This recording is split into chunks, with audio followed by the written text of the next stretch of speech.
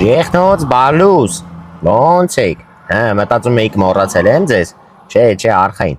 ես ձեր ընտրած իշխանությունը չեմ, ես ձեր մասին չեմ մոռանում, վստահ եմ մտածում եք, որ իրար հետ խոսելու են կաթողիկոսի շուրջ ստեղծված հայտարարակ իրավիճակի մասին, բայց չէ, քանի որ ես շատ լավ գիտեմ, որ ձեր մեծամասնության համար քրիստոնեությունը ընդամենը կենացների մեջ է, մեկ էլ վզից ինչքան հնարավոր է մեծ խաչ կախելն է, դրա համար այսօր խոսալու ենք ձեր համար ցավոտ թեմայից, ձեր ստամոքսից, գյուղատնտեսությամբ զբաղվողներ ջան ու այս իշխանությանը ձեին տվածներ ջան, ձեր ֆրգիչը բացեց Եվրոպայի դարպասները ձեր ապրանքի առաջ, թե էլը չէ,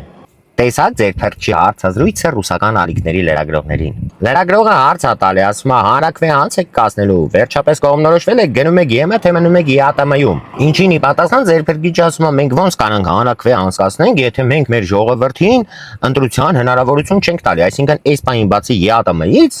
մենք ուրիշ առաջարկելու բան չունենք մեր ժողովրդին, Ժեխո ջան, ուր մնաց են խոստումները, որ այսա հենց ընտրությունները պրծավ բուկվալնի մի ժամ հետո ձեր ապրանքը ախպեր չուծը լինի ձիրի ժաբլերով եթալու հասնի եվրոպական շուկա, բայց բանից պարզում եք եվրոպական շուկան չկա ախպեր, հերթական պորցիան նյակը ջեբիտ մեջ տակա պահում, գոնե ջեբերը թակ պայի, հոտը չտարածվի էլի շրջակայքով մեկ